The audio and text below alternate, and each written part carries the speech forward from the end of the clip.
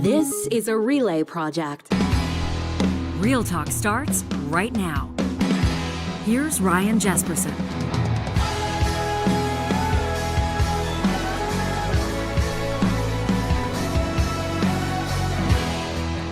I want to welcome you to a special episode of Real Talk. Although, in a way, really nothing special or unique about this. We tell you that we dig into real issues that matter to Canadians, and we find a way to localize them. We have real conversations with people that are impacted by these issues and seek to understand why they feel the way they do, why they've taken the position that they've taken. You know, since this show's inception about 5.5 years ago, we've been covering the story of coal mining in Alberta, in particular on Alberta's eastern slopes.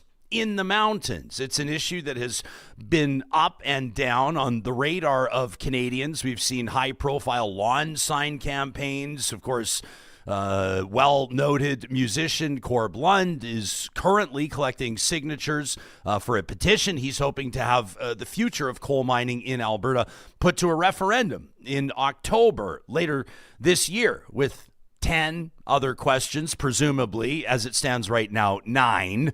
But we're widely expecting a question about Alberta separation as well. We've heard from Robin Campbell, former Alberta Environment Minister, working now as part of Big Coal, so to speak. We've heard from landowners. We've heard from scientists. And today you will hear from a notable and very recognizable Canadian investor who's gone all in, so to speak, on coal, at least with a big investment. And he's fighting to keep those coal mining options open. In just a moment, W. Brett Wilson gives us his side of the story on coal mining in Alberta. We'll talk about Orphan wells, and we'll leave time to talk about Alberta separation as well.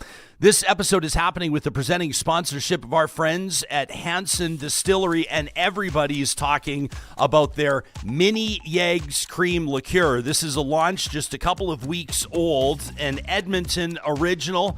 And we can tell you right now that they're getting closer and closer to selling out. And it's no wonder. This candied milk chocolate treat is unlike anything else that's ever been produced, tapping into the nostalgia of course, one of the most well-known Easter candies in the world, but done in the way that Hanson Distillery does it. That is all local ingredients and, of course, craft distilled. And because it's Hanson, they've also kept it affordable at just $32 a bottle if you're picking it up right now at hansondistillery.com. This is perfect for Easter. This is perfect for spring. If we're being real, poured over ice in your coffee or even on ice cream, it's perfect 12 months a year. You can get your bottles of Mini Yeggs Cream Liqueur directly from the distillery. If you're in the Metro Edmonton region on 174th Street, 111th Avenue, just north of Mercedes-Benz Edmonton West, you can buy it online, and they'll ship anywhere via hansondistillery.com. And, of course, you can also ask for Mini Yeggs Cream Liqueur wherever you buy fine Alberta spirits. Hanson Distillery is made right here. Looks like Brett was enjoying your breakdown of the mini eggs there. Well, let's get to it. I don't know that this guy needs any introduction. W. Brett Wilson, a Canadian investor, entrepreneur, a philanthropist, based out of Calgary, but the pride of North Battleford, Saskatchewan. You're not in North Battleford nor Calgary right now, though. You're on the road. Where are you? Correct. I'm up in Banff for a conference called IPSA, the Independent Power Producers Society of Alberta. Renewables, reliables, nuclear, everything is here. Are you open to renewables? Oh, I've made a lot of money putting renewables in place. I invested early on with Dan Balaban and the business Greengate that he built, which is Traverse, the largest power plant, the largest solar plant in Alberta. But I'm also at the same time very quick to point out renewables are not reliable. And so at this point in time, everywhere in the world, if you've got renewables, you also need reliables. You need power that can turn on when the wind isn't blowing and the sun isn't shining. Now, Maxim, my little company, we've already done one wind farm. We're set up to do a second one. We're still waiting on wind data. And right now our land is Crown land, which doesn't really suit that market. But anyway, big picture, I believe in both, all, even nuclear. You reached out to the show. We appreciate it. After our most recent conversation with Corb Lund, he mentioned during that interview within the last few weeks that you had reached out to him with a letter, and he shared the story on that. Why was it important for you to reach out to us? Well, it was, well, partly because Corb's amplifying the noise. And at some point in time, he's working with a variety of green groups in Alberta. And by the way, a little history. There was 40 what are called interveners for the Alberta Energy Regulatory hearing, and 38 of them are all on side. 6 First Nations, 15 locals, et cetera, et cetera, et cetera, all for approvals. But 2 green groups continue to push back, and they're called CPAWS and AWA. And because they amplify the noise, and in fact suing us right now, they're amplifying the noise. They are anti-coal in Alberta, period. We've got thermal coal being produced in Saskatchewan. We got 30 million tons a year of metallurgical coal being produced in southern BC and shipped to the world. And yet we've got 2 green groups objecting to the fact that we might produce a couple of coal mines in Alberta. Okay, but Brett, it's not just green groups that are opposing coal in Alberta right now. I mean, if they're amplifying any noise, you can't ignore the fact that there's pushback en masse. Would you acknowledge that? Well, there's noise, but again, you've seen polling done down in Crow's Nest Pass. 80% of the local communities on side with building more. And again, I'm not active down in the Crow's Nest Pass. I'm up in the north, and that's where there's a little confusion even as to define eastern slopes. There are government lines that draw an outline of eastern slopes, but I've yet to see a real serious conversation about why. And as you pointed out earlier, you talked about the Rockies. Well, the Rockies go from a place called Montana right to the Yukon. So the eastern slopes are generally referred to as the Southern Alberta projects, which have historically been open pit mines working with very different technology than what's available now. The mine that I'm working on goes back 20 years in terms of my own investment. Maxim, when we bought our power plant from the government of Alberta in 2004, 5, 6, we ended up inheriting a land lease that had coal on it. We drilled holes to prove that there was coal there. We ultimately sold the coal lease to this group out of Australia called Valerie. I liked the guys as I was negotiating the sale with them, ended up reinvesting with them, and both my son and I have made investment and are active on the board of this new company called Valerie. Valerie's developing Summit Coal, call it Mine 14 Summit Coal. But the thing that's unique about that, Ryan, is it's underground, totally, 100% underground mining. So a lot of the noise that's being amplified about waste and waste rock and waste pits just doesn't exist when you go underground.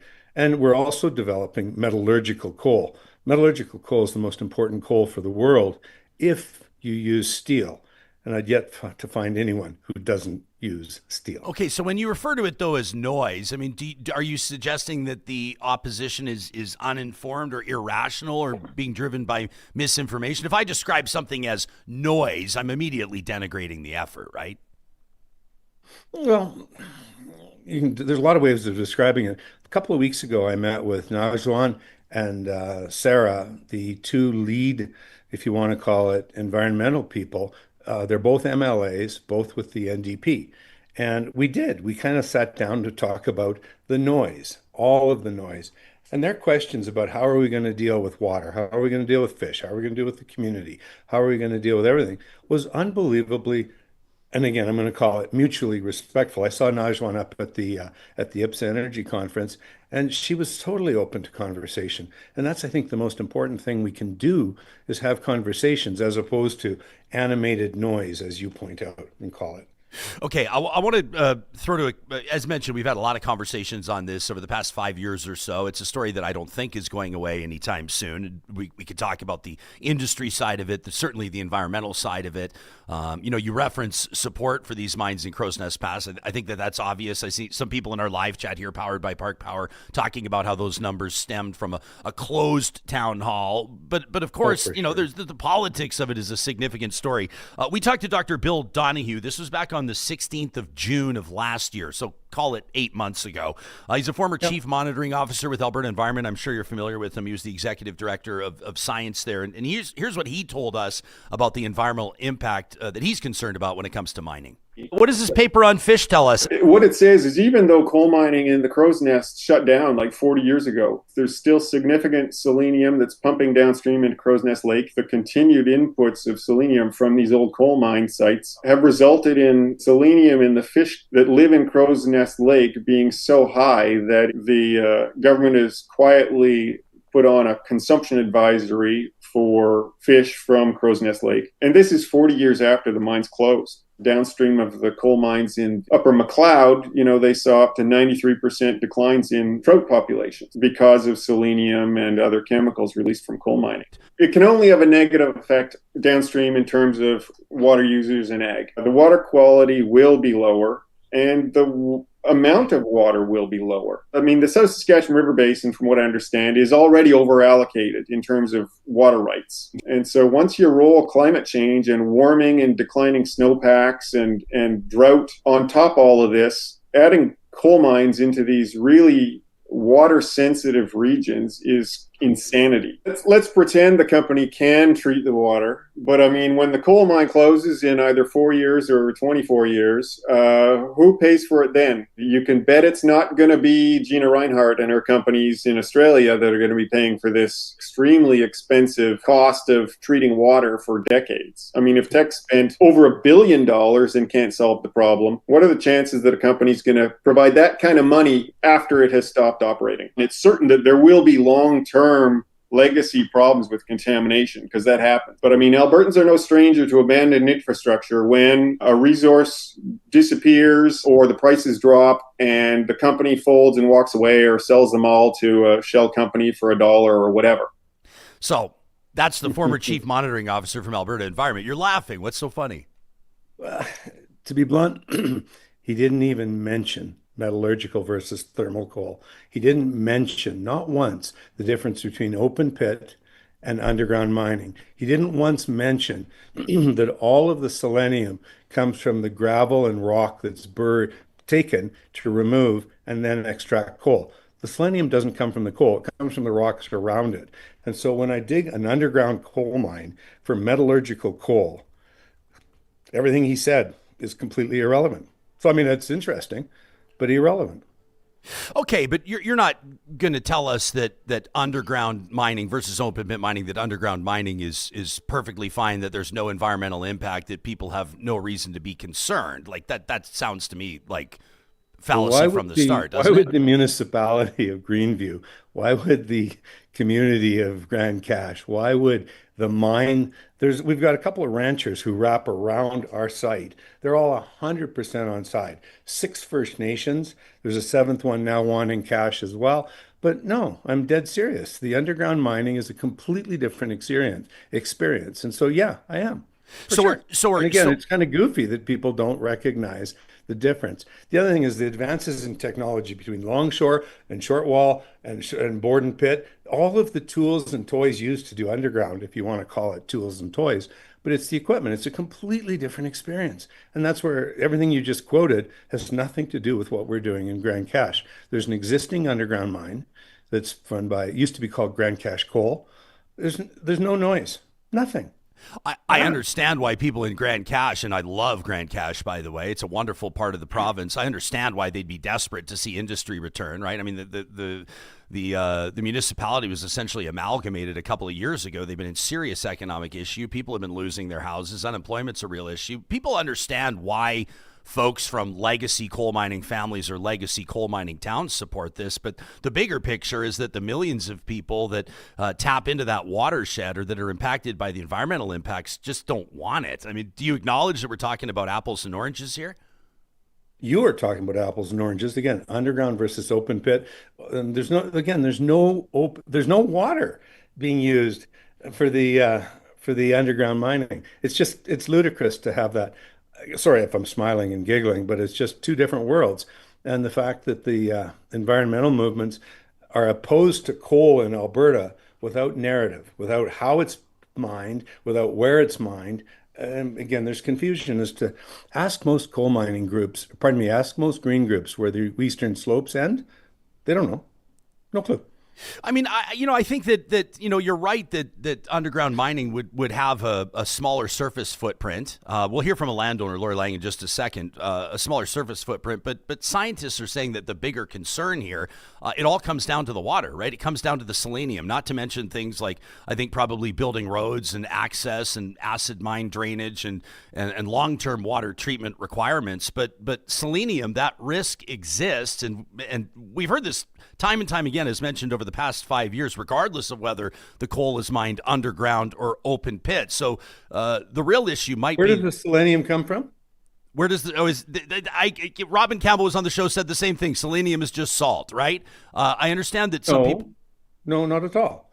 As I shared with you, selenium doesn't come from the coal. It comes from the rock around it. Yeah. Underground mining doesn't remove any other rock. So you're telling me that underground mining has zero impact on the watershed? I'd say zero, not zero. We have to manage all those things. There's environmental responsibility with everything. Whether it's opening a gas station in downtown Calgary, there's environmental responsibility. The tanks that we use to control, and I've owned a number of gas stations, the tanks we use to control underground material today is vastly different than it was 20 years ago, 30 years ago. So no, we improve in terms of environmental responsibility everywhere. And I'm kind of smiling when you tell me you're going to bring Laura Lang on. I know she coaches Corb Lund. And again, that's one adventure. I hear it. But I mean, there's no respect for the fact that Alberta is still in the coal industry. Yeah, but and the fact that underground is a completely different experience. And if they don't understand that, that's okay. Well, but you can't We're going tell with government proposal. You can't tell landowners and scientists and advocate that they just simply don't know what they're talking about and laugh off their concerns. I wouldn't. These right? I wouldn't. Well, I you just are shared doing with that. you. I met with the NDP leaders. They're here for a thoughtful conversation, completely different than the animosity of let's just do a anti-coal movement. That's not a conversation. I reached out to Corbin, my friend Corb, as you know, and he was really reluctant to get together. And his line was, well, I've already met with everyone and you guys are all irrelevant. You have no knowledge of what's going on. Oh, I'm a fucking idiot. I just didn't realize that. Sorry, Corb. Do you think that a big part of this, of the pushback on coal mining, whether it's open pit or underground in Alberta, has to do with the fact that many Albertans have lost faith in the Alberta Energy Regulator or in accountability for energy or resource companies to clean up their environmental liabilities? Would you acknowledge that's a thing? It varies widely.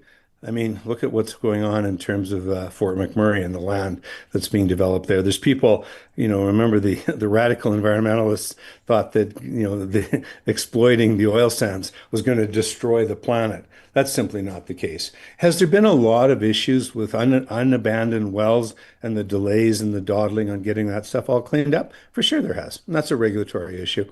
But again, Rachel Notley was in power while it was a mess as well. So let's not pretend that it's a conservative movement. I never said that. No, I'm talking to you. And I'm just saying that the industry itself has to be responsible. And how do we do that? I'm pretty impressed with the fact that Rob Morgan has come along and amplified trying to get the Alberta Energy Regulator moving. And coal moving, I mean, right now, let's make a little bit of fun of it. Corb right now is opposed to a mine called Blackstone. We own the Blackstone site.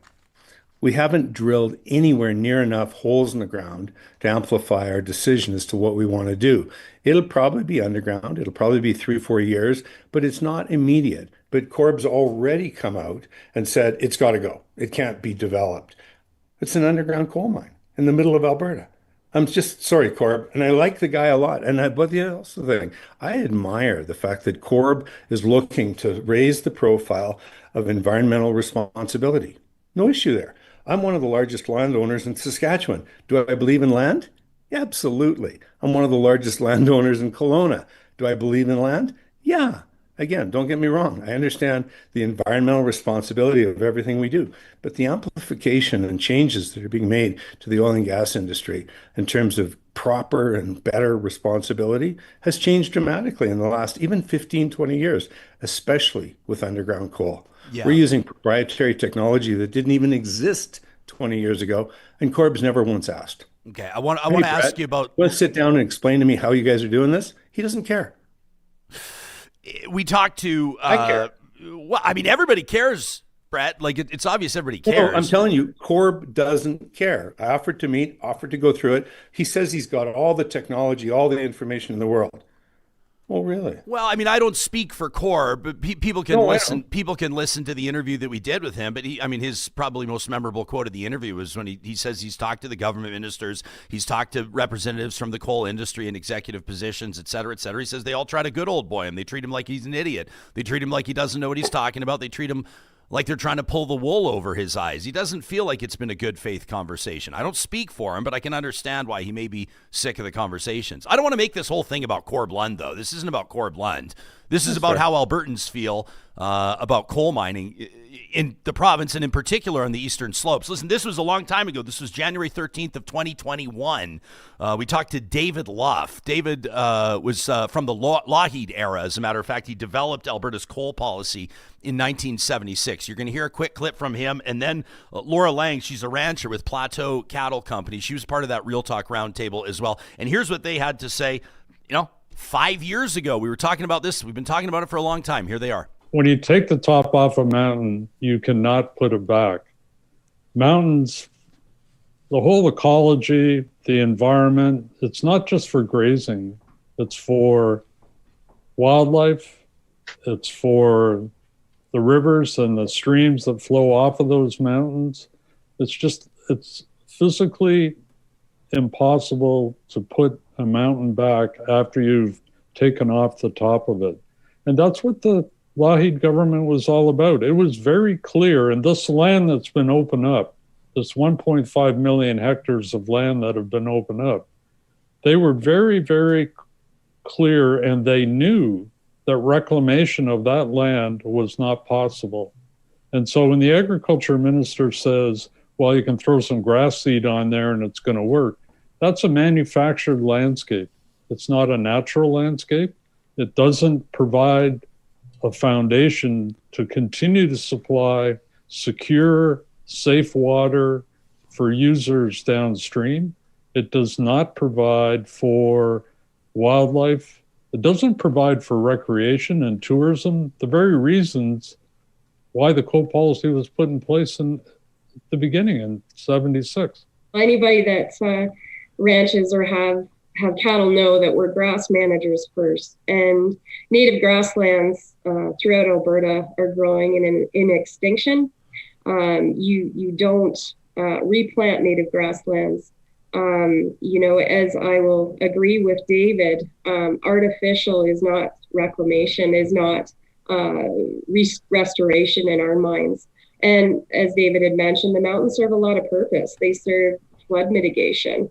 We've seen it up there in 2013, the avalanche of rock and everything that occurred up there. What's going to happen when you change nature's slope? What's that going to look like for everybody here downstream? I know High River has recently perked up in concern on what this is going to mean for everybody in these surrounding communities. And absolutely, native grasslands is one of our top concerns. Water is the leading one. We also have the issue of airborne dust and things that will be brought up, not just distributed through the water, but I could fill your show, Ryan, on thoughts on native grasslands and cattle and the importance of our ranching industry that this province was built on. Okay, so there you have it. As one of Saskatchewan's largest landowners, I'm sure the concern about the grasslands should resonate with you. She didn't even mention the big selenium contamination issue that they've had from coal mines in the Elk Valley. Those are underground, right? Those aren't open pit. So what would you say to Laura if you were talking to her face to face?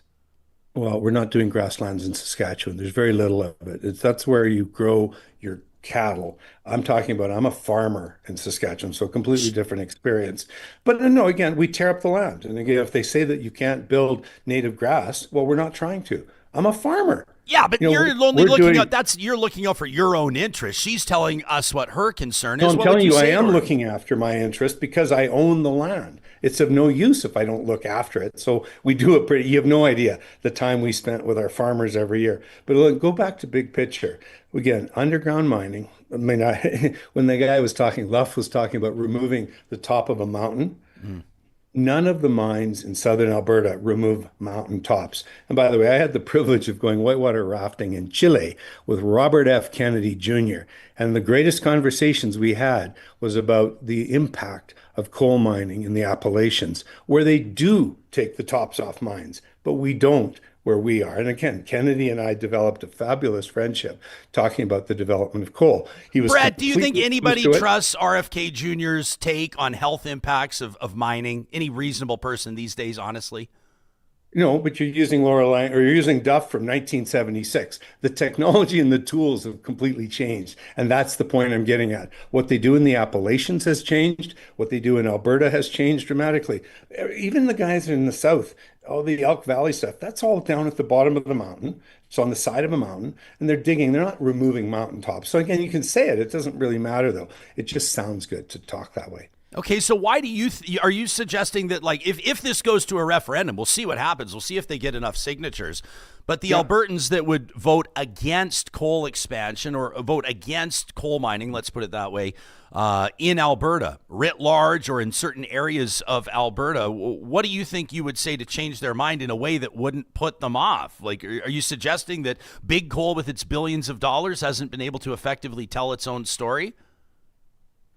Big coal with billions of dollars. Mm-hmm. So that's your dig.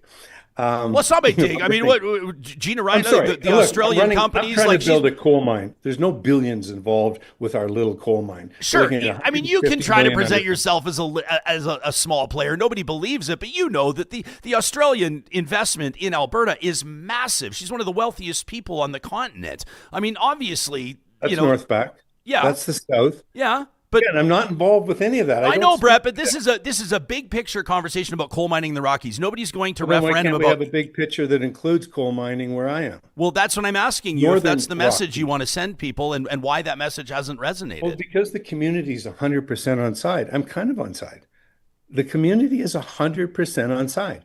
Two green groups who aren't resident, aren't active. We've got First Nations from 300 kilometers away who've signed up to join our event and our activity. Why? Because they've fished and hunted in the valley 50, 100 years ago. It doesn't matter. They wanted to participate in what we were getting approved. So it's not. I mean, how much more do I have to tell them? They've signed on. They're excited. They're looking forward to it. I mean, I appreciate that there's noise. There's concern about selenium. The technology has changed dramatically. And in fact, Grassy Mountain hasn't even come out with a plan. They're not doing that until this fall. And once Grassy Mountain has a plan, I'd be interested in hearing the feedback, the technical feedback as to what the Alberta Energy Regulator allows, what the technology allows, what their plan is, and how they're going to reclaim the mine that was abandoned there 50 years ago. Their intention is to reclaim all of it, is my understanding. But again, until it's announced in 3 months' time, no, 6 months' time, because it'll be this fall. And likewise, trying to get my mine going underground, it requires shovels. We got to get going. Ken K, $20 into our super chat, wants me to ask you if Mr. Wilson wants anyone to believe that he cares about the environmental repercussions. Will he prove himself by cleaning up his own orphan wells? What would you say to groups come out after that. Name one well. There isn't a single well that I'm associated with that hasn't been organized and cleaned up. I've been invested in dozens and dozens, if not hundreds, of unique oil and gas companies. And the green groups, or call it the extreme left, that come out and refer to Brett having orphan wells, utter bullshit. There isn't a single well. Well, I've asked them. I've asked on social media dozens of times. Name a well. Well, you were, I mean, I don't know specific wells, but you chaired a company, Forent Energy, that went bankrupt and left orphan wells behind, correct? Fact? Yeah, the wells? Oh, they all went with the land and the oil properties when the bank took back. So no, there's nothing that, I'm sorry, what are you looking at me like that for? Well, because, Brad, it's my like, wells. I funded everything. I funded everything. But doesn't, Brett, the whole premise, and this is in the news today, we're talking to folks on the 17th of March, 2026, whenever they listen to this, it's in the story, it's in the news today that rural municipalities are essentially being told that while the energy, this is my paraphrase, while the Alberta Energy Regulator endeavors to do things better, like you're talking about, the $250 million that they're owed in in back taxes and property taxes, they can essentially kiss those goodbye. And that's essentially been what's happening in Alberta, is that insolvent companies have, companies are being sold for $1 and landowners are being left in a lurch with these wells that aren't cleaned up, let alone the unpaid property taxes. You can't tell me that's not a thing. You can't tell me that's not a story. That's a big picture. Absolutely, it's an issue. What I said to you was very specifically, name one well that I'm still responsible for that hasn't been managed in the process. Name one well. Well, that's what I think. Your followers are having fun without thinking, and they don't care, and you're not holding them accountable. Holding who accountable? For a while. Brett, my whoever followers just ranted at me. Who was the person? A Ken K in our live chat. I'm sure he's a proud Albertan, but he's a guy that has concerns about orphan wells. Are you suggesting that people shouldn't be concerned about that? It's a real thing, He man. should be, but if he's going to be, he should be smart. And right now he's coming across as stupid. But That's no, okay. well, lay that out for us. Help me understand. Help those of us that are too stupid to for a understand. location. How am I going to know a location? I don't know a location. No, your friend Ken K knows everything. Okay. Ask him to get a well. Am I supposed to be responsible for every well that's not abandoned in Alberta? So what happened with Is that what you're asking me? Help us understand in layperson's terms what happened with Forent Energy. Like you sold the company and then the wells moved with the sale and then they didn't get cleaned up, so it's not your problem. Is that it? Every time you sell a property, there are half finished. And again, they were not abandoned wells. They were suspended wells. And they go along because people redevelop suspended wells. Did you know that? Yeah, my understanding is that there's lots of potential for those sorts of wells, including So you're geothermal learning and as everything we go else. here. Well, yeah, but I mean, man, you don't got to talk to me like that, right? I mean, like I do You're this being show. dismissive to me. I'm not just being giving dismissive to you, man. You're pretending I'm stupid, that I've got billions, and I don't know what I'm doing. No, I'm I'm pretending. telling you, I follow government regulation. I make investments. I'd make some charity spending as well. Yeah. I probably should be worth more, but I've tried to build our province and our communities and our country. And you're implying that I don't care about the environment suggests that I really don't understand what I'm doing. That's okay. I'm not implying that, and I've got a lot of respect for the charity work you do. I think that you're one of Canada's more notable philanthropists, in part because you speak your mind and you say what you think, and you're not particularly concerned what other people think about it. Well, that's why I enjoyed the opportunity to grab a call with Ryan Jesperson. I had a couple of people go, "Why are you bothering?" And I'm going, "Why not?" Well, why would they say that? Yeah, I talk to everybody. Premier comes on here, we talk to everybody. That's kind of the whole point of the show, and the audience is diverse as well. I don't know what your time looks like, and I don't want to run up against the clock, but I mean, I think one of the things. I've got to go listen to Rachel Notley and Jason Kenney debate the future of Alberta power. Okay, well then why don't we wrap with that? Why don't I ask you this? I don't want to ask you about the next provincial election because I'm not particularly interested in that point. I'm much more interested in Alberta's future in Canada and what this referendum looks like. Forgive me if I've missed it, but have you planted your flag on either side of the separation debate, and how do you see Alberta's future moving forward? I appreciate the opportunity to talk about that. I happen to be a fan of the noise of Alberta separation, but I'm not there. I've stood in front of audiences and asked the question, do you want a moat or do you want a wall? Do you want a chain link fence? How are we going to separate? And people acknowledge we're not going to physically separate. We're going to separate with paperwork. And the paperwork we want is effectively the same as what a country called Quebec has. And again, amplify the noise. But again, big picture from my perspective, Ryan, if we were to work collaboratively, imagine if Manitoba, Alberta, Saskatchewan, BC, and don't forget the Yukon, I'm heavily invested in the Yukon, and the Northwest Territories, were to work collaboratively, I believe we could be a better country. And I always joke about the fact that there's a group of provinces on the East Coast that work together. And they're called something, Atlantic Canada. Well, why don't we work collaboratively and stop worrying about letting Ontario and Quebec dictate our outcomes? Yeah, that's my pitch. I saw some interesting polling. Alberta Chambers of Commerce last week released it, showing just under 70% of their these are Alberta businesses, say that their businesses are being negatively impacted by, as you would put it, the noise around Alberta separation. You're an investor first and foremost. What are your thoughts on that? Well, I'm not stopping any of my investments in Alberta. In fact, I'll be really blunt. I'm having trouble investing in BC because of the confusion over their land ownership with UNDRIP and First Nations. I'm just being openly candid about it. Nobody wants to invest heavily in BC. The investing in Alberta hasn't relaxed at all. I mean, just the noise about separation is my personal belief that it's going to be a small percentage of the overall population. But what's important to me, and again, I keep using the word collaboration, if we could work together, we'd be a better region and therefore a better country. So will you be voting for Alberta to stay in Canada on October 19th? Absolutely. Attaboy. Hey, thanks for doing this. No debate there. I didn't. Thank you. You know Look what? forward to chatting. Listen, you and I have spoken on breakfast television way back in the day. We've spoken on Ched back in the day. This is your Real Talk debut. I expected a spirited conversation, and I appreciate your availability. Look forward to another. Okay, there you go. That's Brian. Brett Wilson. You got it. Coming to us live from Banff, Alberta, off to see Rachel Notley and Jason Kenney. That'd be an interesting one. I'd be curious to see those two together. I want to get to, obviously the live chat here has been banging, and we'll get to your comments on this. That powered by Park Power. W. Brett Wilson joining us in our feature interview presented by Mercedes-Benz Edmonton West. Most of you will be listening to this or seeing this later. You can leave a comment on YouTube, leave a comment on Spotify, and of course you can always send us an email to talk@ryanjesperson.com. Those investment concerns are real, and our friends at North Road Investment Council want to remind you that they are a steady hand and a studied voice to guide you through wealth and investing. Fascinating conversation with North Road's Kerry Williams just a number of episodes ago. You can find it, the highlight that is, on our YouTube channel.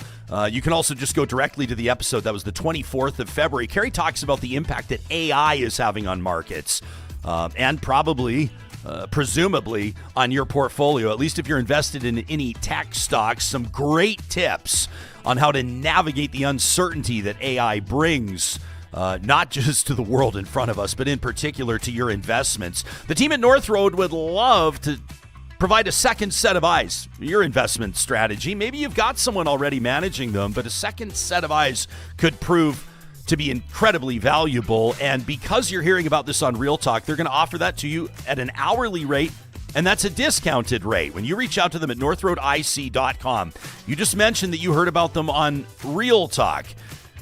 Let us know what you think about your interactions with North Road Investment Council. Glowing reviews from Real Talkers so far, including from Michael, who sent us a great email to talk@ryanjesperson.com. Interesting to hear Brett, big on renewables. I thought that was interesting. Renewables, reliables. The team at Kubi Renewable Energy knows that better than anybody. For more than 10 years, this team, grown out of the Alberta oil sands. These are two electricians, one pickup truck, that have now, over those 10 years, built Western Canada's largest solar installer with innovative solar solutions for every home and business. Their spring installation schedule is filling up quickly. If you want to be on that list, you might as well reach out to them today. Get a free solar quote at kubi.ca. That's kuby.ca. Nobody does cleaner installs than the team at Kubi Energy. Our friends at Friesen Brothers have a big deal going on. If you're listening to this the day that we're doing this show, that's St. Patrick's Day, of course. They want to remind you about their St. Patrick's Day meat sale. You can read the details on their website. That's Friesen.com, Freson.com. By the way, while you're there, you'll find a whole bunch of options for those Easter dinner boxes.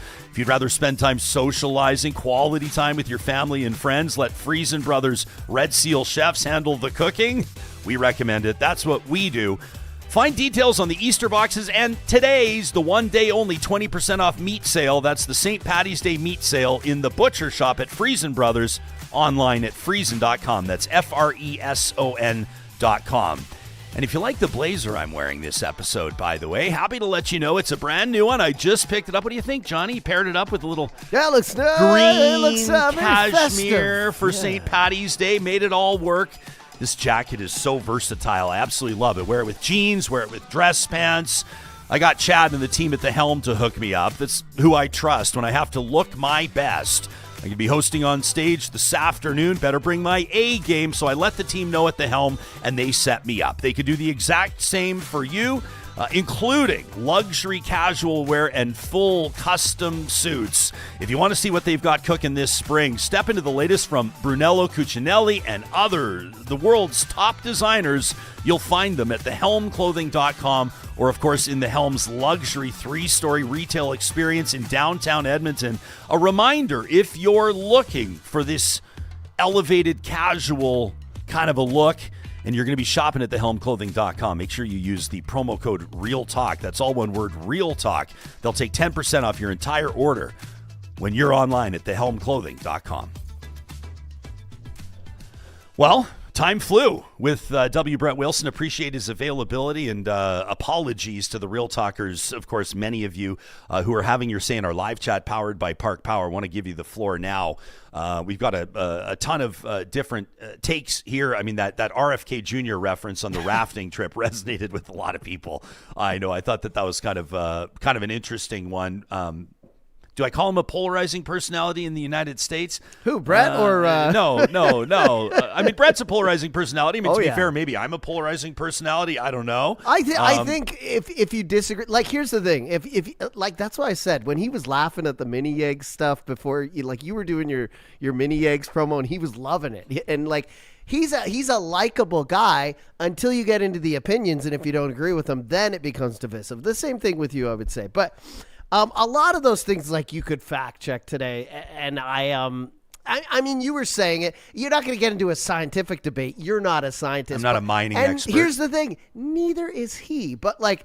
Quick Google search as he's talking about, no tops of mountains have ever been removed in Alberta. They absolutely have been removed. I think he means that it's not happening right now. I mean, it's an old way of doing it that they used to do in the States. They no longer take away like an entire top of a mountain. But if you look at open pit coal mining in Alberta, a picture, I mean, there's no other way to say it. The top of the mountain is eviscerated. So it's a complication of words.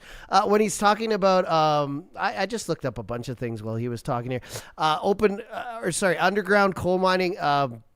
It absolutely does use water. It absolutely has incredible underground coal mining environmental impacts, like.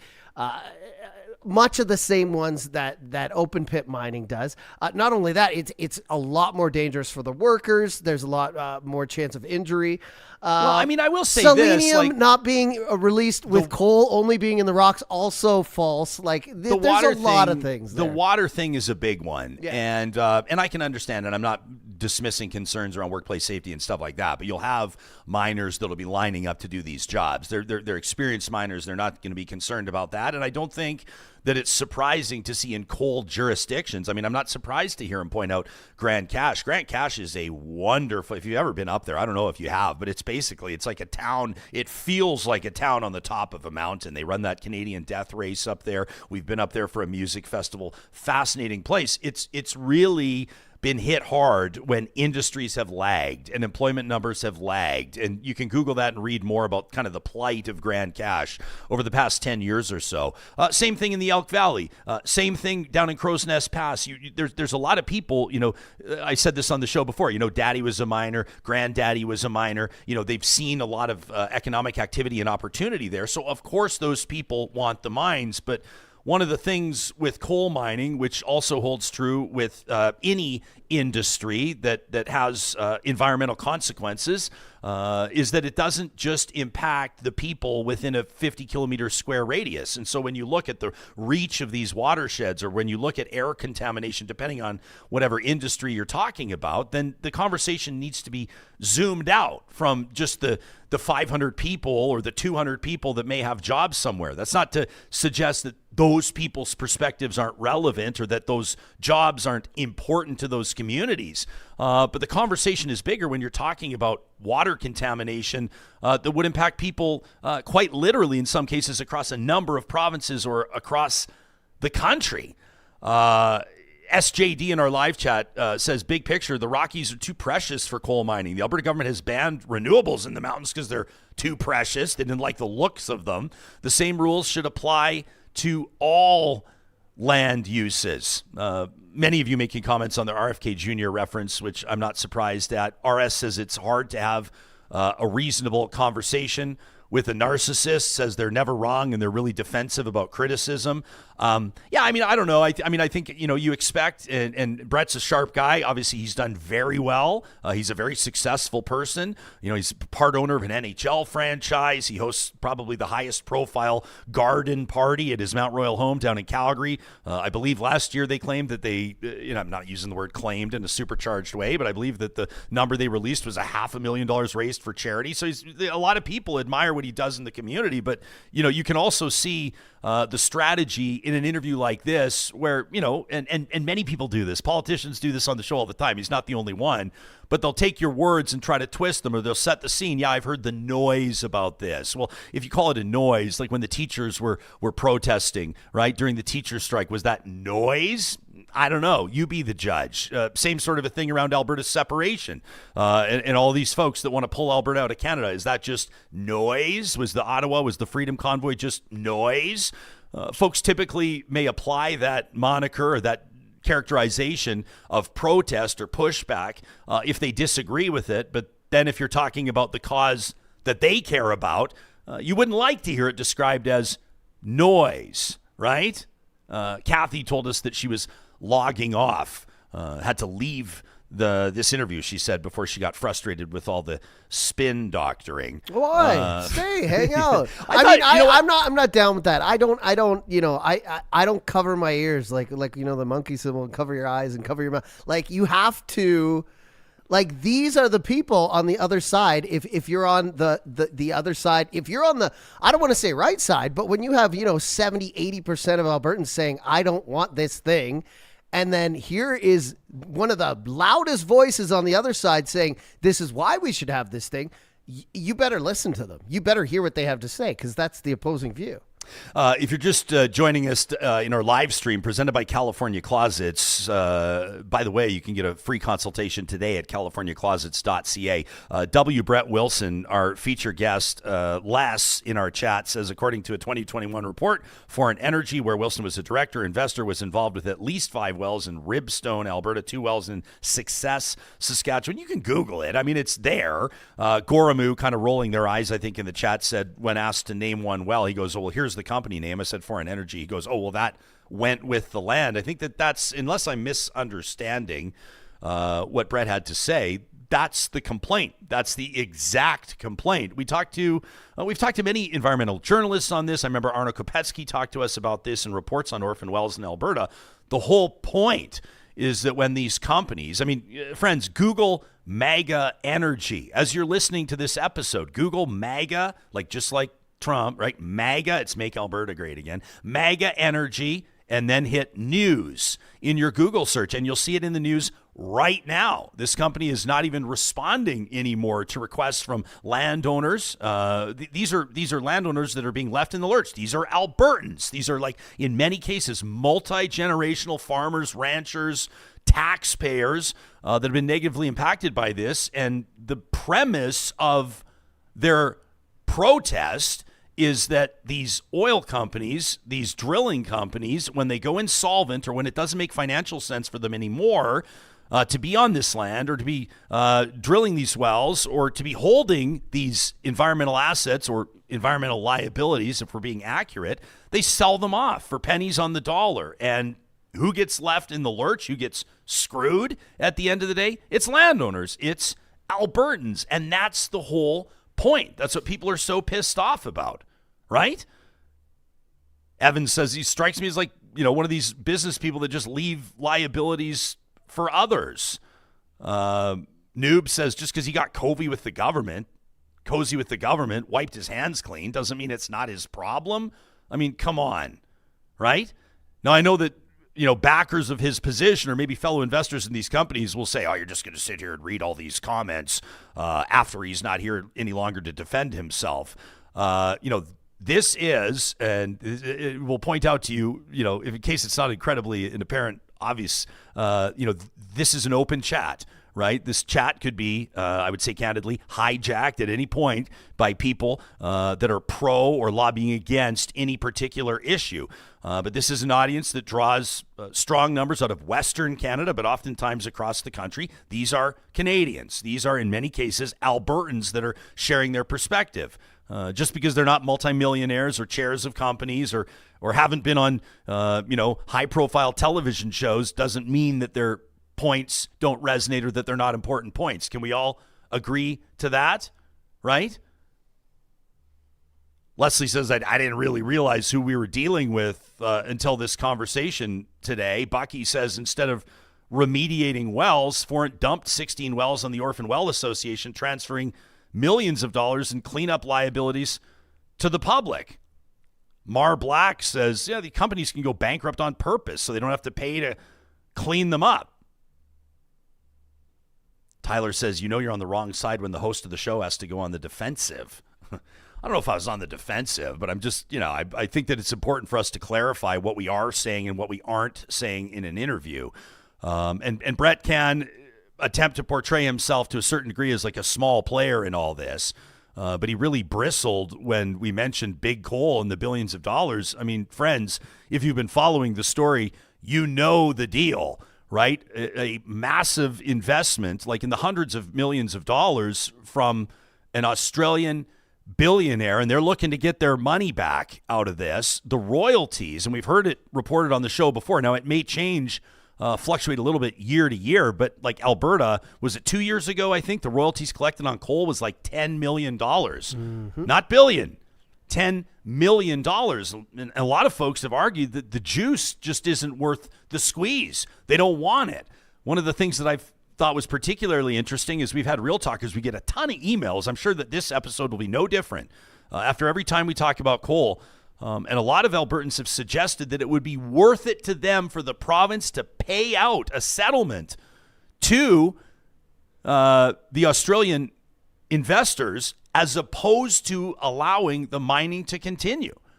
Public opinion, generally speaking, is against this. And so I guess we'll see if this winds up as a referendum question.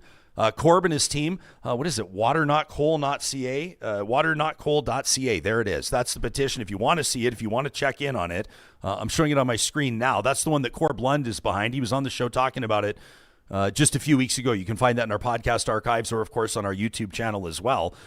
They got to get the, approximately 180 signatures, 180,000 to get this on that referendum in October. Mm-hmm. And what I like about a referendum, I'm not sure I love an 11-question referendum going in front of Albertans. 9 questions right now, still waiting for the separation one and the coal one. So let's say 11 for purposes of conversation here and developing that thought. I don't know that I love 11 questions in front of Albertans, but one of the things I do like about a referendum is that we get to see the scoreboard. Albertans will have a chance, those that exercise their right to vote, those that are participating in the democracy, participating in that democratic process will have a chance to vote. And then we can see how Albertans feel about separating, how Albertans feel about coal mining in the Rockies, how Albertans feel about whether or not immigrants should have to pay for healthcare and education services for the first year that they're here. And if you want to look back, just last week, we had a conversation with political scientist Dr. Dwayne Bratt. We ran through the 9 questions that exist right now, and he gives us his sort of a question-by-question take on why it's politically and socially significant. I thought it was a really good conversation. You can let us know what you think. Denise says it's ridiculous to blame all the problems of the province on one term of the NDP. Interesting to hear him invoke Rachel Notley's name. To a certain degree, these points are fair. And when you have a conservative come on the show that feels like the public is piling on conservatives on certain files, they will often say or always say, listen, Rachel Notley had 4 years to fix this and she didn't. Or this all happened under Justin Trudeau as prime minister. I don't know that it's realistic that in 4 years Rachel Notley would fix everything. And of course, there's ideology at play for an NDP majority government in so many ways as ideology is at play with any majority government that's invoking the right that it earned at the ballot box to fulfill the mandate that it put in front of the people. So, I don't think that it's reasonable to right now look at Rachel Notley, who left office in, April, end of April-ish of 2019. We're talking 7 years later now, and point to her. I'm also not getting Rachel Notley off the hook. I think that there could have been bigger strides made on a number of files, and you'll hear that from labor, you'll hear that from healthcare, you'll hear that from education. Some folks will feel that the Notley government was taking things in the right direction. Others obviously very strongly feel that the Notley government took a lot of things in the wrong direction. We can litigate that and we can debate that, but the fact of the matter is right now, people are looking at who the premier is right now, who the environment, who the energy minister is right now. Who's the prime minister right now? Let's put these issues at their feet. These are the ones that are elected right now to serve constituents and to look out for the best interests of, in this case, the province or the nation. Tony, meantime, says, I would love to hear that discussion with Notley and Kenny. Evan Saran, I hope I said that right, says Brett was using bullying and defensive tactics to try to influence the interview. Game Time Y says Jespo's doing all right, but Brett's really good at rhetoric. Ryan needs an expert on environmental science and policy regulation to correct the lies. I mean, sure. That's all we ever have on. That's all we ever have on. And again, like we played you highlights and clips from a couple of different interviews. January 13th of 2021, June 16th of 2025. We've done 6, 7, 8 interviews on this, including with Robin Campbell, former Alberta Environment Minister, now working for the coal companies. And listen, on some things, we'll bang a drum and take a position and plant a flag. The show will. You're about to see new advertising come out. You'll see it in print magazines. You'll see it digitally and otherwise. Real Talk is now proudly Albertan, fiercely Canadian. That's the campaign that we're going to run for the rest of the year. We will leave no doubt about how this show and the host of this show feels, for example, about Alberta's future in Canada. That's one example. There's other issues where we seek to understand where people are coming at that issue from, why they feel the way they feel, how they see an issue impacting the public, and then we'll leave it up to you, the audience, to decide. And we want to have the most credible voices on those interviews. And I think it's important to have voices like Brett Wilson on the show to share his side of the story. It's a nightmare for me to hear that people think that Real Talk is completely closed off or closed-minded to a certain perspective on something, because nothing is further from the truth. I'm open to compelling arguments, for example, that Alberta's oil sands should be expanded, or that Alberta could use another pipeline to increase energy exports to the rest of the world. I'm interested in hearing more about the cost of Alberta going off coal for power generation and leveling up on natural gas. I want to better understand. It's why we talked to the Environment Minister, Rebecca Schultz, when that renewables moratorium was introduced, to try to understand where the government was coming at on that. And then, of course, we talked to people in the renewables industry that shared their perspective with us on the true cost of that moratorium, on stopping what they say was hundreds of millions or billions of dollars in investment in renewables in Alberta, in Canada's energy capital. So you're going to hear across the board different opinions on this show, and that's kind of the whole point of it. Mark Doran from the Polluter Pay Federation, not surprised to see Mark in our live chat here. Checking out the live stream presented by California Closets. He says, Brett said those wells got abandoned. The Orphan Well Association would have done the work, paid from the Orphan Fund. Mark says the fund is undercapitalized and there are very long delays. Super Chat Ken says the simple truth is that companies like the one that Brett was the largest shareholder of played by the energy regulators' poor rules, and they weren't held accountable to upfront security, which ended up an unpaid debt. Super Chat Ken brings up an interesting point, Johnny. A lot of people have felt like energy companies, oil companies, drilling companies should be paying the upfront costs for cleanup. Oh, yeah. When they get access to the land. It doesn't make sense because, and if you look, it takes a long time to explain, but if you go look, that, Brett was the largest shareholder of Foreign Energy, 84 wells. They made millions of dollars, man. And they made that all before the end time when you have to do the cleanup. And then they tried to do a merger. It fell through, and then they filed for bankruptcy. So I just looked it up now. Some people say as many as 31 wells were transferred to the Orphan Wells Association. I can see 16 definitely confirmed, but that's a lot of and for him in the interview, thanks for coming on, Brett, but to say hey, that's not my problem anymore. Well, you generated a lot of income. You increased your wealth from that and then just kind of washed your hands of it. That's what people are upset about, right? Vamp Fashions says it's his Real Talk debut, and you just insult him and mock him. Nah, it didn't happen. Number one, Brett Wilson's a big boy, dude. And I don't think I insulted him, and I don't think I mocked him.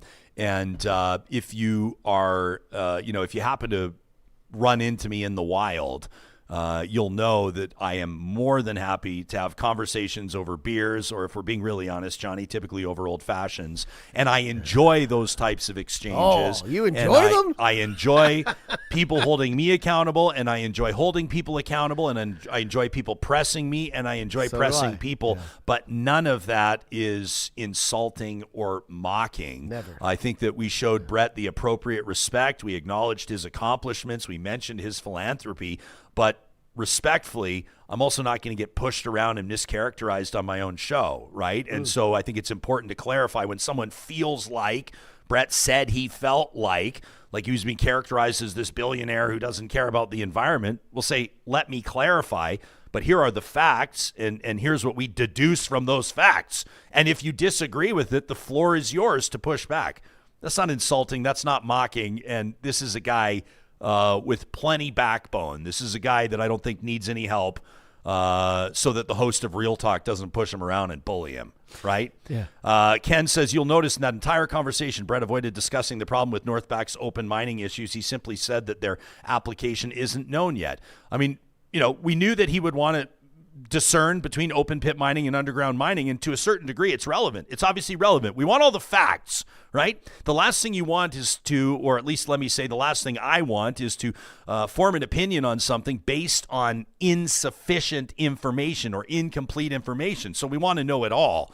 But I don't buy for a second that underground mining, and you can quick Google it. I mean, Google Elk Valley selenium. Massive land disturbance, deforestation, huge waste rock piles, tailings ponds, dust pollution, all the things their experts have talked about. This all happens with underground mining. It's not like, he painted a very rosy picture, and that's why when you said there's zero impact, he said, well, I didn't say zero, but he was making it sound like it was zero impact. Well, because if you want to do something and there's something else that's more damaging, then you'll point to the other thing that's more damaging and your thing that's less damaging, right? This is not to say, this is not some show hosted by an extremist. We've talked to some extremists. I remember it wasn't on this show. It was on my terrestrial radio show. I should be careful invoking the word extremist. Let me say people who feel very strongly. I remember talking to Zipporah Berman right after, this was on terrestrial radio, right after she made the comment about how the rest of Alberta's oil, the rest of Canadian oil needs to be left in the ground. And that's a position that some people may take. I do not hold that position, right? I believe that Alberta right now is, and this is obvious, sitting on a wealth of natural resources for which there is significant global demand. And Alberta should do, and Canada should do everything that it possibly can responsibly to make the most of those natural resources and to build a society that we can be proud of, a society that is prepared and equipped to meet the energy needs of the future as well, an economy that is diversified. I think that's common sense. This is a pro-business show. This show is a small business. This is a for-profit enterprise. We're not funded by the environmental lobby to try to shut down every single energy expansion, to try to shut down the oil sands, to try to shut down pipelines. As a matter of fact, quite the opposite. But we also listen. Christy Klinger right now says here in central Alberta, farmers and ranchers are forming watershed alliances to fight back against fracking. There's another example. She says they're pissed. People are concerned about water. You don't have to be some environmental wingnut to care about the health of the watershed. Christy goes on to say the energy regulator is giving temporary water diversification licenses out like chiclets. Ms. KD says when you're part of writing the rules and then claim to follow the rules, maybe the problem is the rules. Man, oh man, a lot of comments here. Alberta Girl says, Brett got a little hot there. I guess he did. I don't know. And Bustion says that conversation felt like the Monday after Stampede. That was fine. That's a great comment. If you watch a lot of podcasts, a lot of political debating like we do, that was, that was easy. And I'll also say, Real Talkers, when I see you out in the wild, and I do talk to you just like Ryan does, I'm not always enjoying it. So leave Johnny alone in public. But no, that was, that's how things get. He's very loud. You're very loud. But But we need to hear these voices, right? Because when you've got 80% of Alberta saying, I don't want this thing, and this guy is one of the loudest voices, and it was great that you called him on some things because, I mean, you have to take care of the land and the environment around what you're making millions of dollars off, and there's not a great track record there for Brett, you know? Super Chat says, same principles apply across the board. If horizontal mines cause disturbed minerals to flow with groundwater into drinking water sources, you have a problem. Mm-hmm. Every project needs to be viewed individually. Man, we could keep this going all day long. This is like, I would say this as well. At no point will I ever pretend to have dirt under my fingernails from running mining equipment over the weekend. Right? In so many ways as I don't pretend to understand every single thing about the oil sands or pipelines or solar or wind turbines what or anything else. Of people do. But you know what I do understand, and what I've been able to make my career on is public opinion, the finger on the pulse.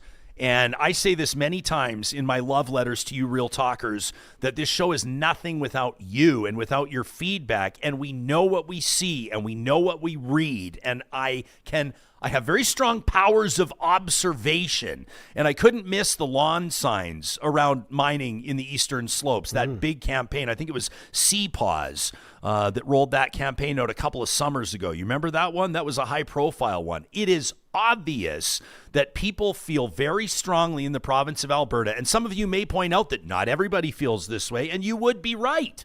But many people in Alberta, and I'm talking in the hundreds of thousands or millions, feel that the Alberta Energy Regulator has let the province down, and that municipalities in particular, and the cruel irony here is that many rural municipalities that, and I got to be careful in painting everybody with a big wide brush, but many rural municipalities that typically support conservative candidates and conservative governments have been the most screwed by the AER's inability to either enact legislation or rules of engagement, if you want to call it, the pay to play, so to speak, or to enforce the payment, companies making good on these liabilities to protect these communities and to protect the environment. Mm-hmm. And that cannot be ignored.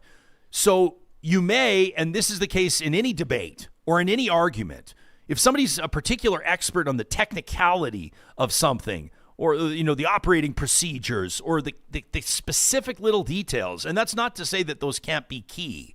All of the information is important. But a lot of times on a talk show like this, we're not going to get into the nuance of if you use diamond drill bits versus something else. We're going to be talking about how hundreds of thousands or millions of people feel, generally speaking, about the past, present, and future of an industry in their backyard. And that's what the coal conversation is about right now, as far as I'm concerned, when it comes to where public opinion's at and where public dialogue needs to be. I agree with you. It's semantics. When I hear someone like Brett talking about, it's not the whole top of the mountain that goes, and it's not, this much selenium, it's only this much release. It's tit for tat. It's like if someone came up to you and said, do you want brain cancer, prostate cancer, or lung cancer? I don't want any of them. I'll take prostate if I have to have one of the three. You know what I mean? It's all the same. You can't paint a picture rosy enough to show me that I would want that in my water, that we would want people to have the effects that this would have on communities. And the majority of Albertans agree. My Name Goes Here is watching us right now on YouTube in our live chat powered by Park Power. Says, of course, Brett talked about selling off the problem with a shell company as a feature, not a problem. It's a feature for him. Right there is the reason that we're all mad at people doing that. I mean, there's case in point of what I was just talking about. How about this from Peter, who points out the town and municipality of Vulcan alone. Shout out to Vulcan. See that? You impressed by that? Yes. For those on the podcast, a little shout out to the Trekkies.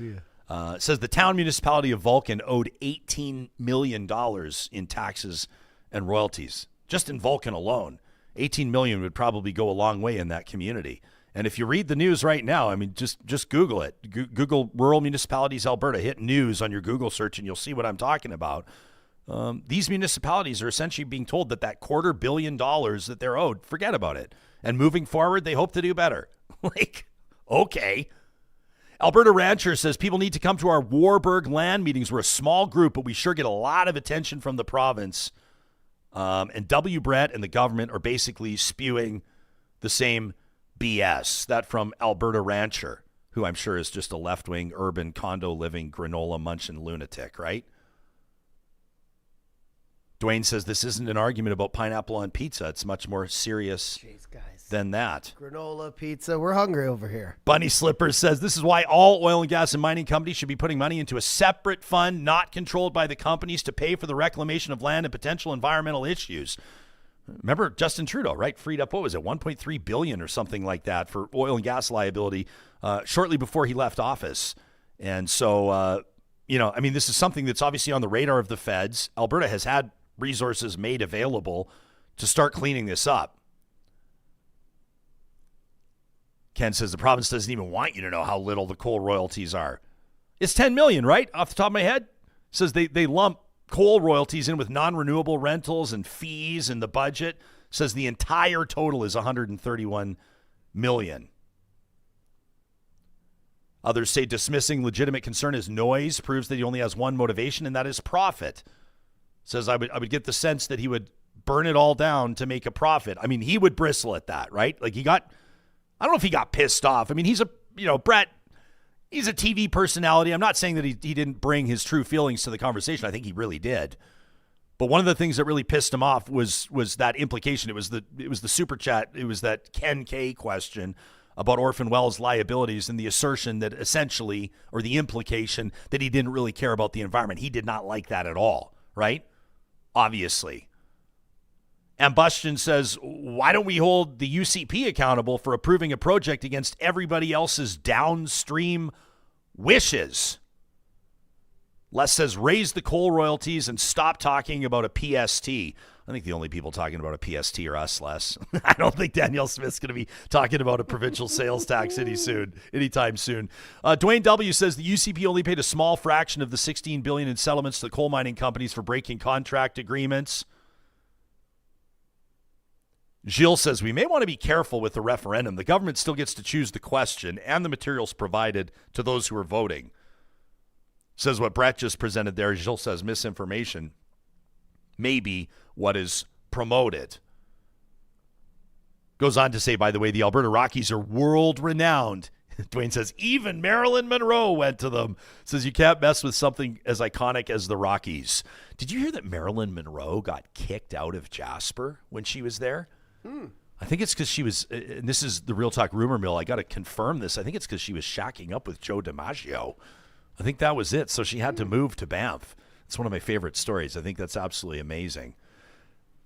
Kane says, I'd rather pay a PST, and if resource royalties buck, then maybe we do extra stuff, but we should have a good baseline revenue. He says markets can really swing.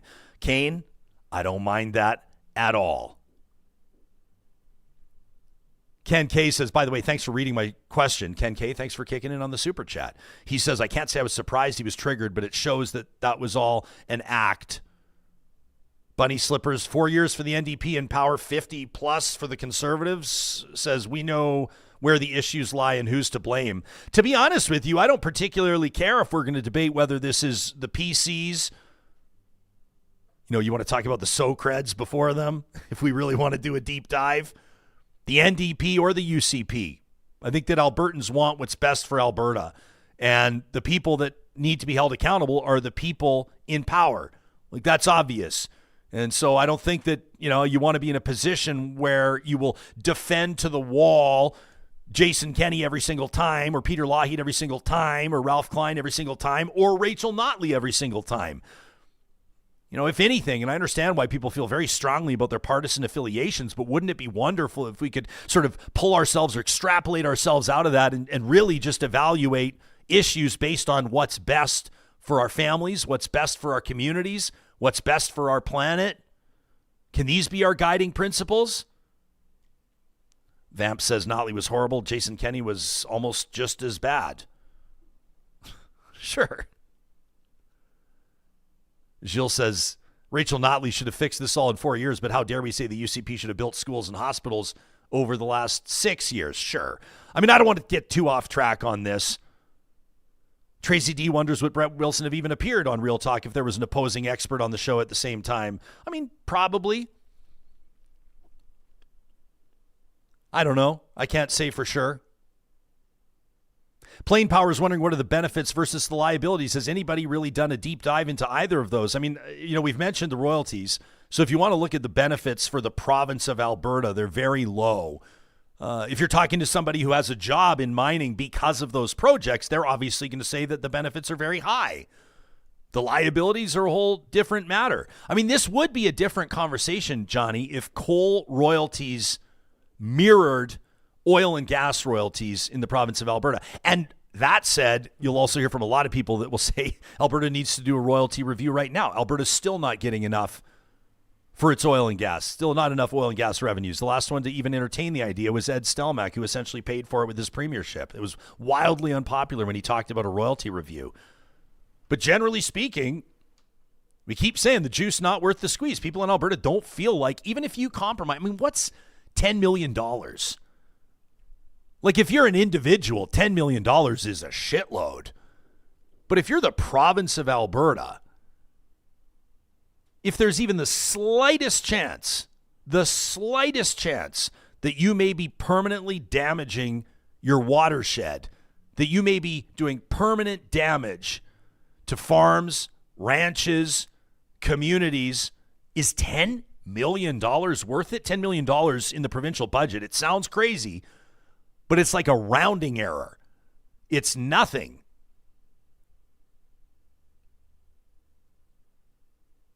Tommy says having to deal with government regulation would probably piss anybody off. And Bustion says no reasonable person thinks that this show is biased. Vamp says we do much better with our enviro zeal in fixing our dreadful waste management and materials recovery. We could go so far as to fix littering. Sure, that's something that people can do in their own neck of the woods. That's something that we could do better at as individuals and collectively. Why do we have to pick and choose our environmental initiatives? Why do we have to pick and choose what we're willing to do to help preserve this planet for generations to come? Alberta Girl says the oil sands should not be expanded until somebody figures out what they're going to do with the toxic water that continues to accumulate. You know, our UCP wants to flush it down the river. Talk to Chief Alan Adam, like we have many times. Athabasca Chippewa First Nation, tailings ponds, leaks, contamination in those rivers, high cancer rates in those communities, in particular First Nations communities. It's a thing. We've talked about it.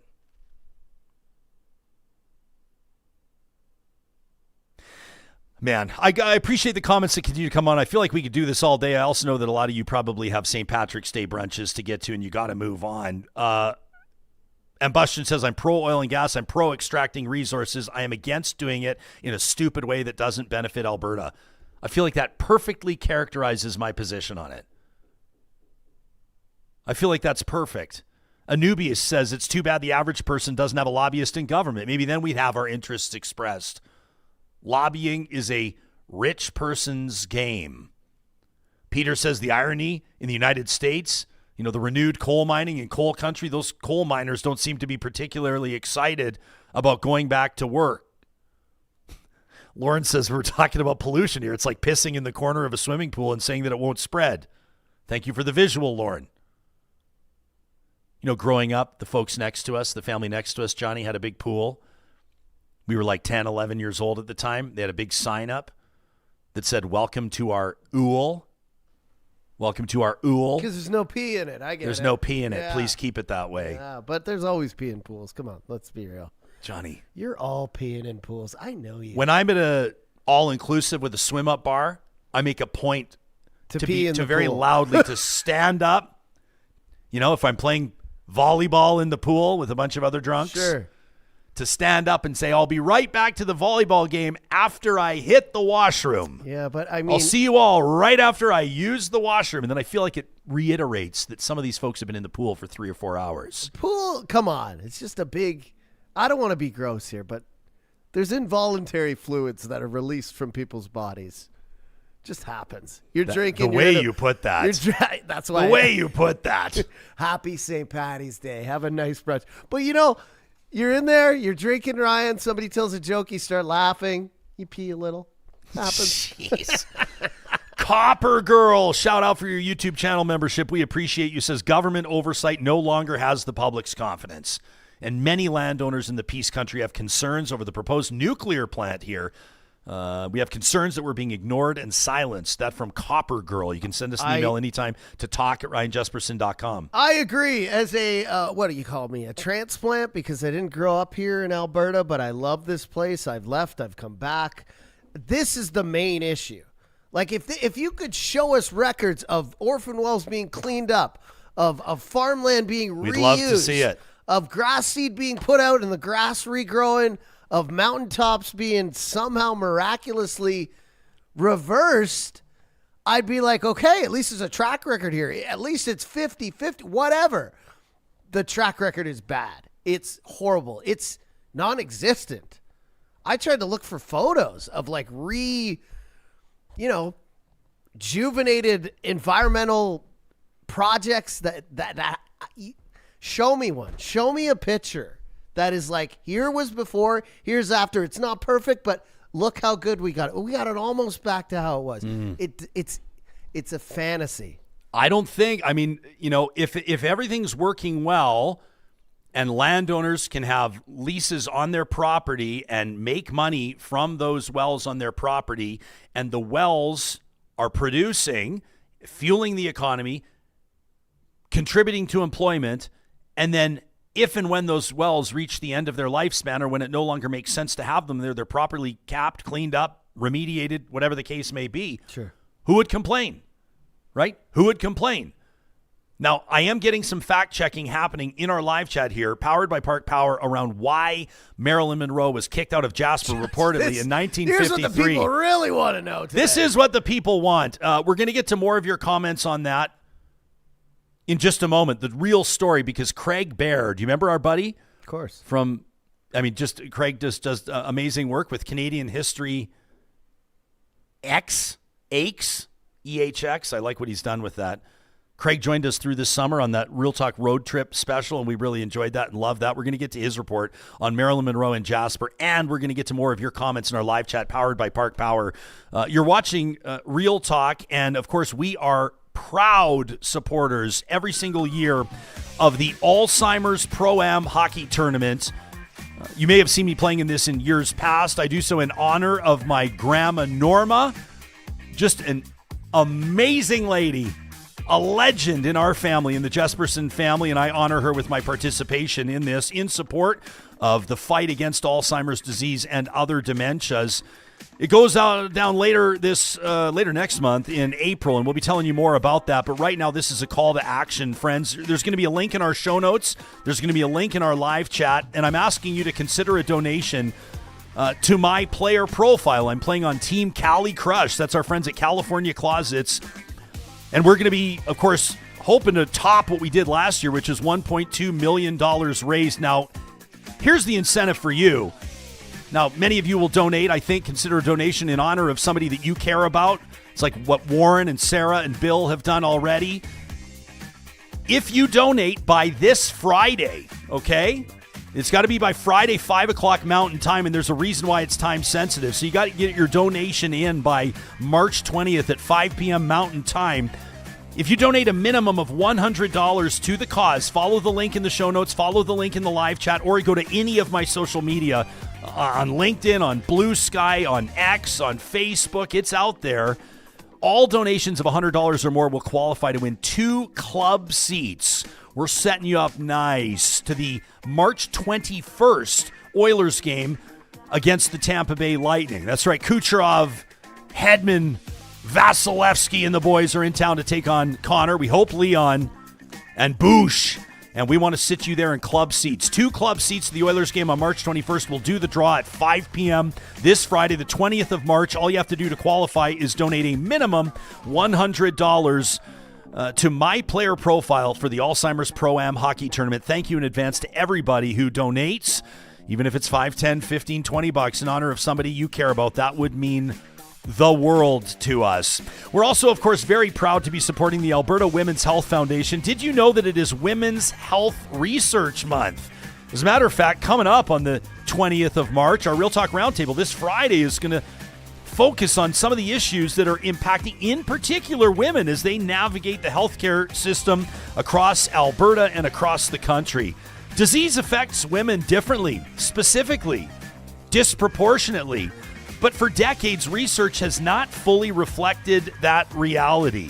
March, as Women's Health Research Month, is a time to change that. The Alberta Women's Health Foundation funds research that reflects women's realities, improving care and outcomes for women across our home province of Alberta. If you want to support women's health research, you can check out give2awhf.org. That's give2awhf.org to support women's health research, because when women's health advances, we all move forward.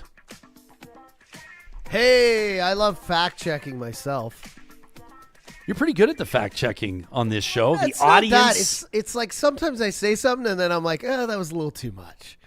Well, I do realize... Can you think of a recent example? Yeah, it just happened now. I do realize that there has been reclaimed, land that has been environmentally brought back to life, especially here in Alberta. And that's one of the reasons I am proud of Alberta, is because we do oil and gas cleaner than a lot of places. And there have been, I have seen pictures. I said, it's never happened. It's a fantasy. It's not a fantasy. What I'm saying is the track record isn't good. I have seen tailings ponds that have been turned back into, small forested and wildlife and water areas. I have seen stuff in the States they did, actually, like coal mines way back in the day. I forget the pictures I saw, but I remember thinking, here's the picture when they did the coal mine. It was 1976. And then the rejuvenation, it took like 40 years. I think it was 2016 when the picture, the last one, they said, here's what we did. But 40 years it took 50 to make these mines, to bring the land back from these mines. Well, and I do realize that it's done. But what's this happening with Orphan wells and things here, the track record it's way off scale. Well, we have this idea that when we know better, we do better, right? And I know that Brett was somewhat dismissive of David Luff, who we featured in that interview. He goes, well, yeah, we're talking about 1976. David Luff, it's not like after he developed Alberta's coal policy for Alberta's most popular premier in history, Peter Lougheed, it's not like he stopped learning about coal or forgot everything that he knew after 1976. But we do acknowledge that we do things differently now. I mean, man, you used to be able to drive your car with the windows rolled up, cigarette burning, kids in the back seat, no seatbelts on, maybe a couple of rum and cokes under your belt. Like, we know better, we do better, right? And that's across industry. Look at how we used to practice healthcare back in the day. I mean, like, way back in the day. You gave people a couple of shots of whiskey and got them to bite down on a stick while you did an amputation. I mean, like, we know better now. Blood transfusions, we know better now. And we expect industry to be as innovative as possible and to make the smallest environmental footprint, whatever possible, to make those efforts. That's the public's understanding. Yeah. And the public trust needs to be strong in not just government. We understand that governments serve their own purposes as well. We understand that governments govern for the political cycle, for the electoral cycle. They do what they can in many circumstances, and this is true, to benefit those who have worked hard for the government's benefit. I mean, that's a fact, and that's why you need to have regulators. That's why you need to have arm's length organizations that are there to protect the public and to act in the public's best interest. And I just don't think, as a matter of fact, I know that the public trust is not strong in the energy regulator right now. That's a fact. The numbers just aren't great. I think it's like 20 to 30% on reclamation and cleaning up. So, like, if someone came to you and was like, I'm going to have a party in your backyard 10 times a month, I'm only going to clean up 3 times, though. I'm like, no. You know what I mean? It's like the numbers aren't good. I'd rather have a party 10 times a month in someone else's backyard. Chelsea the Ginge That's says what's happening. Chelsea That's says the only literally reason what's that the UCP is doing anything right now, we're talking about these rural municipalities and the $250 million owed in property taxes, says they just want to reduce the amount of money that they're giving municipalities. And they figure that if municipalities can collect all their tax dollars, then they'll stop asking the province for tax dollars. And Chelsea, to a certain degree, that may be the truth, right? Like municipal governance is, I would say, the toughest.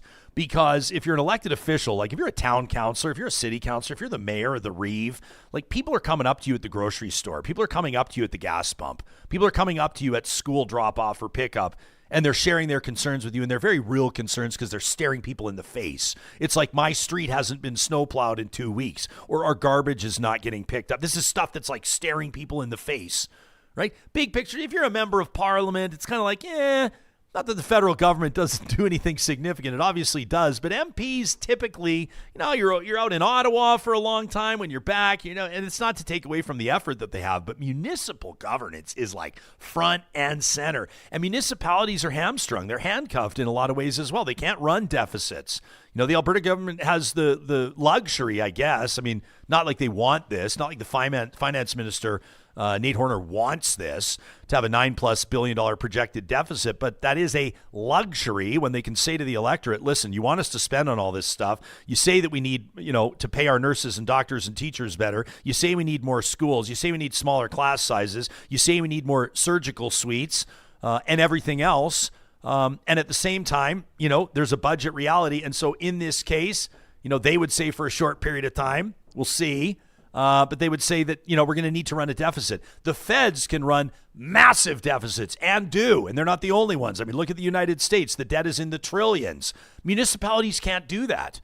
And they have a lot of costs that are downloaded on them, including for policing. I know that I don't need to explain that to this audience. So I understand why rural municipalities in particular are super choked about this sort of thing. Anna Maria wonders how much of that money for orphan well cleanup was actually untapped in or left unused by the Alberta government. Just Joe says the NDP was right on the coal issue, but dead wrong trying to stop ATV use. It's a sure way to alienate people who may have supported them. That from Just Joe. That was that off the top of my head. What was it? Like when they introduced the new park in the southern part of the province, was it like Castle or something like that? Joe, remind me in the chat. That did cause a real stir, obviously. I remember speaking out of, I'm an avid off-roader. I think most people know that. You can see it on my Instagram. I don't hide it. Our family builds Jeeps. We love to get out onto Crown land and camp. And I actually learned a lot from people talking about these riparian zones, Johnny. This is like sort of when you talk about the ecological impact of off-roading ATVs, side-by-sides and the like, and why it's so important to limit that to certain areas, in particular, to not have these rigs running through creeks and river crossings, those riparian zones, which are just like the kind of the area. And again, I'm not a biologist, but it's like the area between the water and the established land. They're saying that the habitat is so delicate and the fish, I mean, there's migration happening and all sorts of impacts of those tires going through. And I learned a lot. And I want to understand more about the impact that our activities can have. Had wonderful conversations with ATV and off-road groups as well that wanted to remind the public that sometimes the videos you see on Instagram or sometimes these nightmare photos that typically after May long weekend, that's usually when it happens, they'll be on the newscasts. It's almost predictable in a really sad gut punch kind of way. You'll see people leaving a bunch of garbage behind, leaving campsites in disarray. A lot of times people will be stealing vehicles and then joyriding them out, off-roading them, and then crashing them until they're undrivable and then lighting them on fire and leaving them out there. This kind of stuff happens, and you get a lot of ATV and sort of responsible use off-road groups saying, that is not us. We do everything we can to try to limit off-roading to certain areas and to try to clean up those areas that we impact. And again, it all comes down to conversation, to public messaging, to keeping that public trust, right? Ian, thanks for the $7 in the super chat. Ian says, I got a strong recommendation for folks to check out Craig Baird's Canada History X podcast. Says it's awesome and it features a lot of Alberta history. We had Craig on the show this summer. It was absolutely fantastic. Here's his post from November 2024. It's on Facebook. That's where I'm finding it. In the summer, Johnny, of 1953, one of the most famous individuals in the world, I would argue one of the greatest celebrities in human history, was in Banff and Jasper filming River of No Return. Monroe nearly drowned, suffered a foot injury, even got kicked out of the JPL. Oh, I love this story. Says she was at the height of her fame at that time, 1953. She had a film that was a massive box office hit called Niagara. Following that year, Gentlemen Prefer Blondes a critical success for her. She was also dating baseball great Joe DiMaggio. And her co-star Robert Mitchum and her traveled to Jasper, or the mountains rather, in 1953. The film originally set in the northwestern U.S., but filmed in the Canadian Rockies. Love that when film business comes north to tap into the incredible Canadian filmmaking talent. And so Marilyn Monroe arrived in Calgary in late July of 1953. That's a shame. She would have missed the Calgary Stampede. That's really too bad. On July 25th of 53, the cast and crew arrived in Jasper. 2,000 people greeted them. That's more than the entire population of the town at that point. And the director of the film, Otto Preminger, reportedly said, "I guess it doesn't really matter where I point the camera. We're absolutely surrounded by scenery." Monroe originally stayed in Jasper at the Point Cabin at the Jasper Park Lodge. That is an unbelievable cabin, by the way. While she was filming, Joe DiMaggio arrived for a visit, attended a party in town with her, but her stay was brief at the lodge. According to Elena Healy at the Takara Lodge, big shout out to the Takara Lodge and their recovery from the fire. Our family loves Takara Lodge. Reportedly, Monroe was evicted from the JPL due to repeatedly dressing inappropriately for dinner. And at that point, she moved over to the Takara Lodge for the rest of the filming. Unfortunately, on August 14th of that year, while filming along the Moline River, oh man, the Moline River. I can't wait to get back out in a raft on the Moline River. Side note, by the way, my Jasper memories coming up in our next episode of the show presented by Tourism Jasper. Monroe slipped and fell into the river. She was wearing chest-high, this would be scary, chest-high hip waders to protect her costume during a rehearsal, and when she fell in, the waders started filling with water. Unable to get out of the water due to the weight in her waders, Robert Mitchum, her co-star, and about a dozen crew members quickly rushed to rescue her, but she had suffered a badly sprained ankle, resulting in a cast. A short time later, August 16th of 1953, production moved down to Banff. And while filming there near the Bow River, she tore ligaments in her ankle, leaving her confined to a wheelchair for a week. And at the Banff Springs Hotel, bellhops would toss a coin every day to see who got to wheel Marilyn Monroe around the grounds every day. She posed for pictures for the press, including golfing at the local course, relaxing by the swimming pool, and hugging a giant stuffed grizzly bear. And after 2 months in the Rockies, filming moved to L.A. for interior scenes. The film released April 30th of 1954, a critical success in 1954 dollars, Johnny, bringing in $3.8 million on a $2.2 million budget. For those that met Monroe while she was filming in Jasper and Banff, they described her as being very accommodating, always taking time for autographs and photos. All of this courtesy of Craig Baird and Canadian History X. I found that on Facebook. How great is that? A shout out to Craig Baird and the amazing work that he's doing. We also wanted to thank Super Chat Ken. We see your $5 in the Super Chat. He says, kudos for having Brett Wilson on. It again shows your show has no issues talking to both sides of all issues. Ken says, keep mainlining my brain. Ken, I sure appreciate that. Johnny, we're getting ready to wrap here, buddy. You got something else going on there, pal? No, I was looking at reclaim photos while you were reading this, and I was also I was trying to find a picture. It's so hard with old stuff of Marilyn Monroe and Jasper. Yeah. Noob says, I'm grateful that I was showing them on the screen, pal. You can look at these beautiful. Look at this. Like, is there? I don't know why it's not loading, but I know. I was trying to find what you were doing there. I should disclose to people, I have an amazing Marilyn Monroe black and white framed photo up in my office. Yeah. I'm a big Marilyn. Our dog is named Monroe. Our two dogs' names are Elvis and Monroe, so you can put two and two together. But she's got it. She's one of the, would you say, of the past century, one of the biggest celebrities for how we define celebrity. An iconic celebrity. Wouldn't you say? I mean, that visit to Jasper and Banff. Okay. Pretty amazing. Noob says, I'm grateful that Jespo brings on opposing opinions. It's been hugely educational. It's way better to be aware of the whole conversation as opposed to just your own opinion. And Goramu continuing their lobby for you to like and subscribe to our YouTube channel. Says, great job on the live stream, everybody. Great chat, great show. Good on Ryan for hosting and tried to hold to account the guest today. And I appreciate that Gora move. Doesn't feel good to get triggered a little every now and then. Get your adrenaline up. Here's a beautiful one of her and Jasper. We should get this framed. We should get that framed. You know what we should do is That's gorgeous. Well, actually, I have mixed feelings. I was going to say you can get the archive black and white framed, or you get somebody to paint that. That would be super cool as well. Vamp says my grandmother spent time with Marilyn Monroe when she was in Jasper. Look at this. She said she was lovely, but always tired. I think that's interesting insight into ultimately her premature passing, isn't it, Vamp? That's interesting. Thanks for sharing that. All right, everybody, listen, here's the deal as well. D-Grade is wondering if I'm buying drinks for everybody. Is that, I'm assuming, a St. Patrick's Day reference?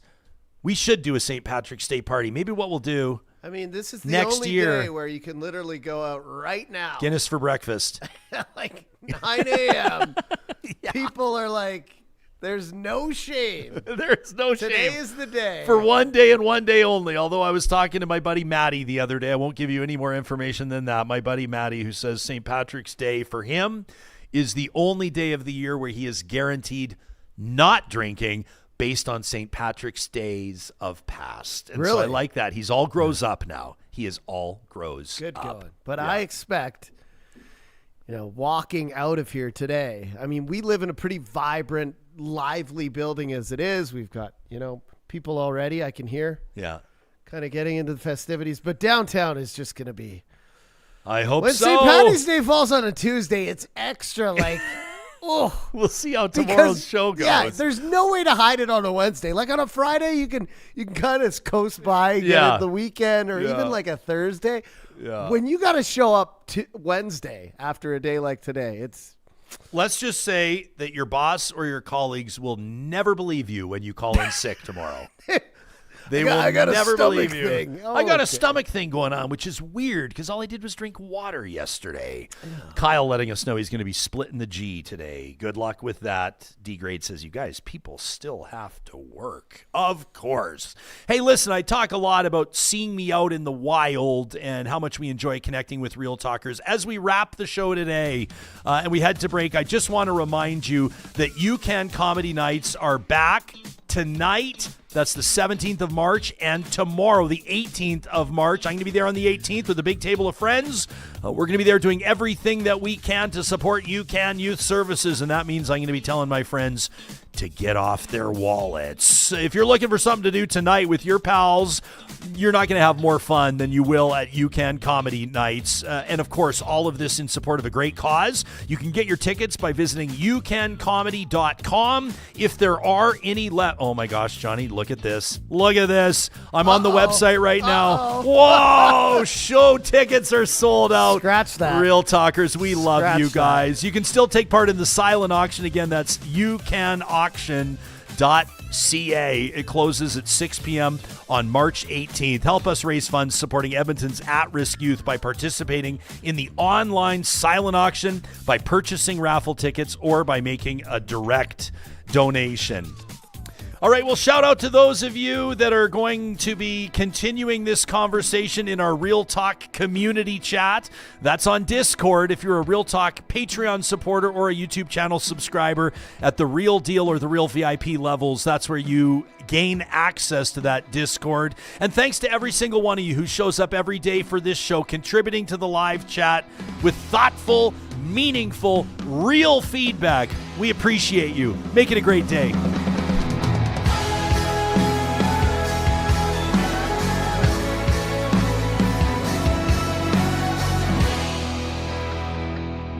Real Talk is hosted by Ryan Jesperson, executive producer Josh Dunford, technical producer John Hicks, general manager Katie Cook-Chivers, account coordinator Lawrence Derlego, human resources Lena Shepard, website design Mike Johnston, voiceover by me, Carrie Skelton, member emerita Julie Rohr.